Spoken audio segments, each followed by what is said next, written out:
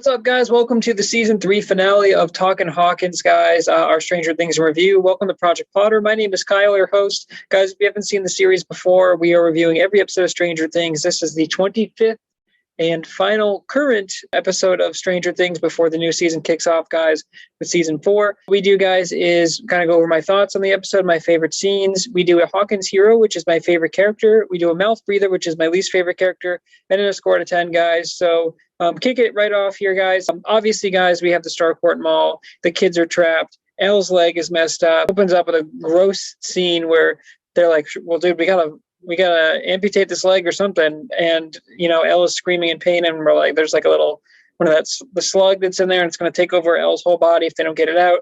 And so Jonathan goes over and like heats up a knife, and he like cuts. He's like, this is going to hurt like hell. And they give her like a wooden spoon, but cuts open, and it's like really gross. And she's like screaming, and he's like trying to get the slug out, and he's like, I can't get it. And she's like, let me do it. And then it's so gross, but she like uses her powers to like pull it out, and she throws it, and then who steps on it but Hopper, and then that's the scene behind me, guys. And man, it's really, really gross and disgusting, but it's so well done. I was like, I was cringing watching it. But yeah, the crew shows up, guys. They're here to save the day, but they got a whole lot of things in front of them. Billy is just sitting in his car for like hours. They come up with this plan where people are going to go to Murray's house to be safe. Then we have Hopper and Murray and Joyce who are going to go to the base, and there's this plan about how they gotta like go shut off the machine, but 2 key machine they need to shut off there, so they like have to go in the vault and get the suitcase, but it's heavily guarded, of course. So that's a whole thing. And then on top of that, guys, the Mind Flayer is there, of course.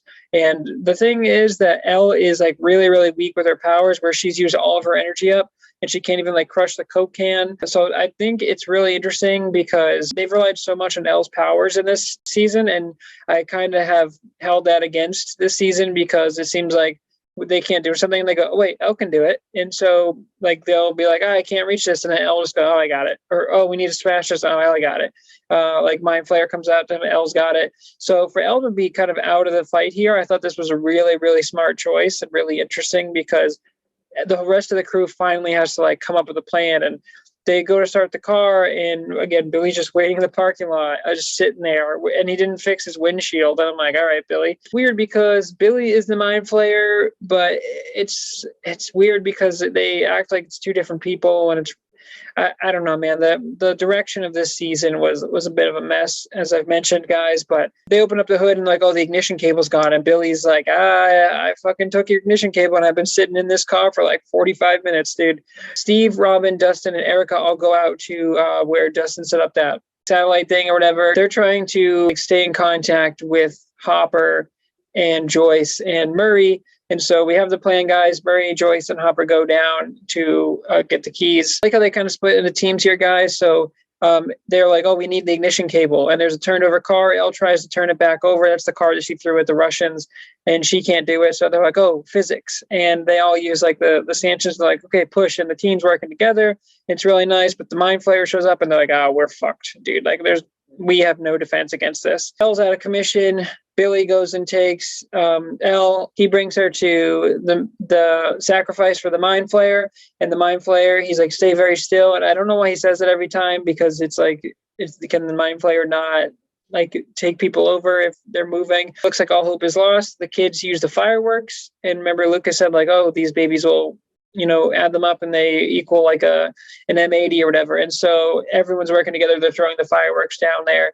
Meanwhile, Murray is like going through, and he's like, oh man, I thought that was the code. And they have to radio Susie, and it's like, oh, Susie is real, and she's adorable, and she's like Dusty Bun. And then they're all like, while this is happening, they get in the car because they finally get the ignition cable in there. Billy finally like charges at them and looks like he's just gonna slam and T-bone into them. And then Steve and Robin come back in the Todd Father mobile at the last second, and then like they crash the car, but it saves them. There's a great scene, guys, where Elle talks to Billy, and she says like, describes in detail basically the memory, and she's like, I was at the beach. She's very pretty. She's wearing sandals, the dress, all that. You said the wave was 7 feet tall. It's a really emotional moment. I'm just kind of breezing through it. But that's kind of like what frees Billy. And we don't actually see the Mind Flayer come out of him, but when the Mind Flayer is like about to attack Elle, Billy sacrifices himself, and it's actually really sad. And you're like, wow, I never thought I would be sad for a Billy death, but Max sees it, and obviously she's sad. But like I felt it as the viewer, I was like, damn, Billy. At the end, he turned good and he sacrificed himself. He was still in there, man. And the Mind Flayer just like uses all his tentacles, and like he's done for sure. But way to sacrifice and save the group. And then this is also going on while Hopper's fighting Arnold Schwarzenegger again, and Hopper gets really close to get his face cut off. But then he's like, see you in hell, and he throws the guy in the machine. But when he does that, it's like the emitter or whatever, it's like creates a field, so Hopper's stuck out there. And they're like, you need to close the gate now, because the Mind Flayer, after he kills Billy, it's going for Elle, and they're like, dude, it's going to absorb Elle. And so Dustin's like, close the gate now. And then Joyce like uses like the belt, and she's like trying to reach both keys there. Sorry, guys, I'm skipping over. Susie and Dustin have this amazing singing Never-Ending Story theme song, which is fantastic. And it's funny because like the Mind Flayer is chasing them in the car at the time, and everyone's sitting there like, what the hell is going on? But it's really, really adorable. And then she says this is the code, because Mary had the code wrong, and that's how they open the safe or the vault and get the keys. And so Joyce, it's super sad, guys, but Hopper's stuck over there, and he knows that they have to close the gate, and he knows there's no way getting out, and it's going to explode the machine. And he just kind of looks, and it's what makes it super, super sad, guys, is that previous to that, Hopper and Joyce sat down, and she's like, if we get it out of here, how about Friday, 7 p.m. Enzo's? And Hopper's like, okay. And she's like, it's a date. And he's like, I just want to be clear. She's like, if you keep talking, I'm going to change my mind. So that's really, really cute. And he's like, oh, okay. And it's like they finally have like opened up their feelings to each other, which makes it even more heart-wrenching, guys, that Hopper is just looking back at her, and he's like, man, he was so close. And he's got the look that David Harbour gives here is so genuine and so sad and just perfect. And it's like, man, and Joyce knows, but she has to close the gate. It kills the Mind Flayer, and everything is saved. But the machine explodes. There's like 4 dudes in suits that are like trying to like see the machine or move Hopper or something, and they are turned to mush, and Hopper's nowhere to be seen. And it's like, man, it's so sad. And then what makes it even more sad, guys, and where I was really just absolutely bawling my eyes out for the final like 10 minutes of the show, which I did not really expect. Oh, sorry, guys. I don't want to go plot for plot, but I do want to touch on a couple important things. Like a big fire at the Starcourt Mall, and so the paramedics are called. Dr. Owens shows up. So Hopper called in backup. You guys remember when he was back at Murray's, I think, when he's like, you compromised me. And they called into like the operator or whatever. And then like we thought nothing came of that. Well, Dr. Owens' team does show up late, but they show up, they raid the compound, and it's nice to see Dr. Owens again. They can't find Hopper. And then the medical crew shows up. Everyone's kind of reunited and everyone's hugging each other. But it's really sad because Hopper is dead. Billy is dead. And even though Billy was the enemy, it's like, obviously, he wasn't a bad dude. He was just controlled by the Mind Flayer. And so obviously Max is heartbroken, but we see 11 who comes up. Bill and Joyce hug, and then we see 11 like look over, and she's looking for Hopper, and then the realization hits her that like he's not there. It's so sad, dude. And then the buyers are moving out, and everyone's saying goodbye. And Joyce is going through, and she's folding up his shirt, and then she's like, oh, and something's in the pocket, and she takes it out, and she opens it up, and she like starts crying, and then 11 is like, okay, what is that? Oh, before that happens, guys, sorry. Mike and 11 are talking, and 11's going to go live with the buyers, but they're just moving, which is a smart move, I think, because just so much has gone on in that house, guys. But Mike is talking to 11, and he's like, yeah, it'll be fun. You come for Christmas and blah, blah, blah. And they're really cute. And then she's like, Mike, when we were talking about that thing in the cabin before, and he's like, oh yeah, heat of the moment stuff, don't even worry about it. And she's like, I love you too. And she kisses him, and I was like, oh my God, dude, my heart can only take so much. But then, guys, the waterworks start, because Elle goes over in the room, and she's like, donations, and they're donating stuff to Erica, Lucas's sister, which is really cute, because Dustin, a couple of episodes ago, guys, it was in the air vent, and it was like, hey, you're a nerd too. And she's like, I know nerd. And it's like, it's cute that they she is like admitting that she's a nerd and stuff. But Elle goes in there and she's like, what is that? And Joyce is like, it's the speech. And she's like, what speech? He's like, the speech that he gave to you and Mike. And Elle's like, I don't know what you're talking about. And she's like, he never gave you the speech, huh? She gives it to Elle, and Elle goes, sits in the empty room and reads it. And we get Hopper saying it in his normal voice. And this is the Hopper from season 1. This is, I don't know why he was speaking so all over the place all season, guys, but it's like, I don't know if they heard the complaints, but like, this is the Hopper we know. And so it's really just an outstanding performance from David Harbour here for the voice. And there's a quick scene where he's like walking around, but it's mostly him just sitting down writing it. And so he takes the first half of what Joyce said, and then he starts writing his own thing. And it's really, really absolutely heart-wrenching, dude. I have chills just talking about it. Like, his voice cracks a couple times, and he puts so much emotion behind his voice, and you can just tell it's really genuine. And again, David Harbour does an incredible job here. There's music playing, and Elle's crying reading it, and I'm crying watching it. And he talks about how he's growing up, and he's like, you know, the world moves fast, and whether you like it or not, he's like, I can't change that. And he's like, I miss you making your triple extravaganza egos. He's like, I miss all that. But he's like, you know, I know you're growing up, kid, and all that stuff. He says a whole bunch of like incredible things. And I was bawling my eyes out, guys. And I'm an emotional guy, but I don't usually like weep at shows, especially the way this season has gone. I mean, maybe weeping in despair, but this was like pure happy. Like, I was bawling my eyes out, guys. I was crying like a baby. It was so sweet. And honestly, the end to this episode, all the kids are saying goodbye. They're like hugging each other, and the looks from Winona Ryder as Joyce, she's like having a hard time keeping it together. She just goes over, and like Joyce's mother figure to Elle is so sweet. And you know, Jonathan and Nancy have a moment where the room is cleared out, and they're like, wow, so much has happened. I think he says like 19 years of my life or whatever in this house. And it's just all really incredibly emotional. And yeah, that's kind of a long-winded thought section here. Okay, guys, my Hawkins hero, it's David Harbour as Chief Hopper, man. I know he has had a rough season, and I know he has been very out of character. I hate that they made him so over the top and so crazy and so like just everywhere, but it's almost, and I don't really agree with the storytelling here. I will agree that the emotional impact hit me.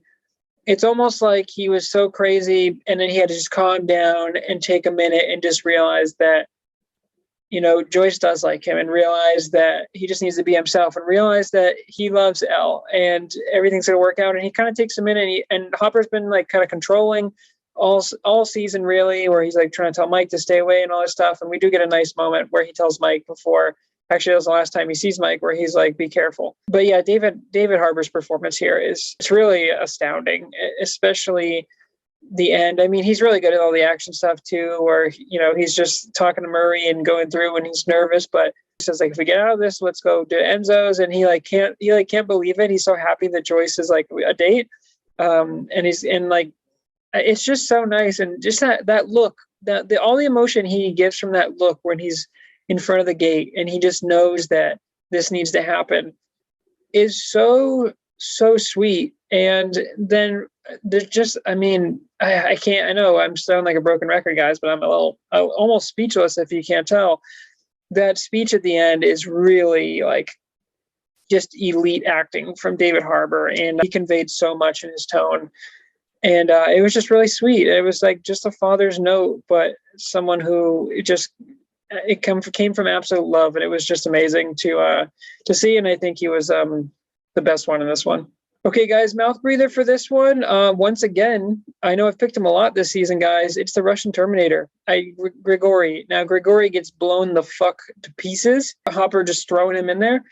But when Hopper and Joyce were about to turn the key, he's like, on three, right? He's like, 1, 2, and then Schwarzenegger shows up, or Grigori shows up again. I was like, this guy again, dude. And I'm like, you're just here. He was just there so that they can like move, fine, give an excuse to like get Hopper down to the thing so we can set up the scene. But I was just like, I don't know. He felt so like forced in this plot, and I just didn't think he was very good. And again, all the things I've echoed in past episodes, guys. He sucks. He's not interesting. He brings nothing other than a stone cold Terminator knockoff, and they used him like 3 different times in this season, and I'm just like, again, one little cameo would have been cool, like, oh, nice nod to Terminator, but we got too much of him, and I was just like, when he showed up again, I was like, oh my god, go away, dude, like, you don't feel like you're even part of the plot anymore. So yeah, he once again is just the worst one. Okay, guys, the score for this one, this is a 9-9. Why is this not a perfect 10, guys? A couple of things I didn't like. I know it seems like a little thing, guys, but the fact that Billy is sitting in his car and they first go up to the car and they go to start it and they're like, it's not starting. And then you hear the lights go, or you see the lights go on and Billy's revving his car and he's just sitting there. And you're like, oh, shit. But then like the mind flayers behind them in the mall wrecking stuff. And I'm like, the fact that they had Billy all season, they should have either had Billy like controlled, like Will kind of was with the mind flayer, and then not even like the mind flayer creature. I think we should have forgotten all about that. It was cool, but also it was like Goopy walking around. I was like, if it was like a shadowy figure, it would have been way cooler. It was like they had Billy, who's the main baddie, but then he would only show up sometimes, and then they had the mind flayer, and it's like, who cares about Billy when we got the mind flayer over here? There were too many villains in the season 3 here, guys. I thought Billy sitting out there for a while was weird, so they're like, oh, we need the ignition cord cable, and then they just go back in the mall, and Billy's just still sitting in the car, and I was like, he doesn't come after them or anything, which is weird because then they literally flip the other car over and get the ignition cable and then go back outside when the mind flayer's in there, and then Billy's still sitting in the car. And I was like, you haven't moved at all, dude? Like, are you checking your phone, Billy? What's going on there, man? A few nitpicks, guys, I would say. Murray going into the base and then them, like, he's speaking Russian, but then, like, Hopper just murdering those, like, 5 people, them taking it in, and then they going undercover. It was nice. Again, it felt a little like this super secret Russian base didn't seem like it had a ton of security. And I hate that the kids got down there. And then I also hate that the 3 of them like got down there, although at least they had the suits on, but then Joyce was in the back and they didn't check the back. It's little things, guys, but it's kind of holding me back from giving it a perfect 10. I love Billy's sacrifice. That's really, really sweet and hit me way harder than I thought. But this episode really is all about, I mean, the fight is okay. Like, I like the fireworks thing, but when they're like, we're out of time, Susie showing up to save the day is really cool because we all thought she was fake, right? We didn't know what was going on. What's really, really hits home for me, though, guys, is despite all the bullshit of this season, despite the messy plot, despite the fact that the kids were like sitting there for most of the season and be like, Elle, do this for us, Elle, do this, and Elle was doing most of the fighting, and it seemed like Elle had no limit to her powers. And they did talk about, oh, shouldn't Elle know what her limit is? Well, it turns out she ran out of steam in the finale, guys. But the leg, her getting bit in the leg didn't really seem to affect her much, other than like that she couldn't move very fast, so that was kind of weird. She's lost her powers temporarily. Mike says that they'll come back, but despite all the messiness of season 3, guys, and a lot of things I did not like about it, and I was disappointed, and even though it was a beautiful show cinematically, all the thoughts, I mean, when all the lights are flashing in Starcourt Mall, I thought that was so awesome to look at. It looked really, really cool. Despite all that, at the end, guys, the last 10 minutes, man, where the song is playing, I think it's like We Can Be Heroes or whatever. 11 is crying reading it. I'm crying watching it. Hopper is emotional when he's writing it down. And he's like, please, for your poor old dad, leave the door open 3 inches. I was like, oh my God, dude, it's so like, my heart has never been more full and also more broken at the same time because of Hopper's death. I just want to point out, we get a post-credit scene that I wish we did not get because I don't like that they put this in there. And guys, it reminds me of the season 1 finale when Elle sacrificed herself, and we're like, oh my God, that sucks. It's so sad. And then it's like, oh, actually, just kidding, because Hopper's leaving Eggos in the Dropbox, so Elle is clearly with Hopper. Similar here, guys.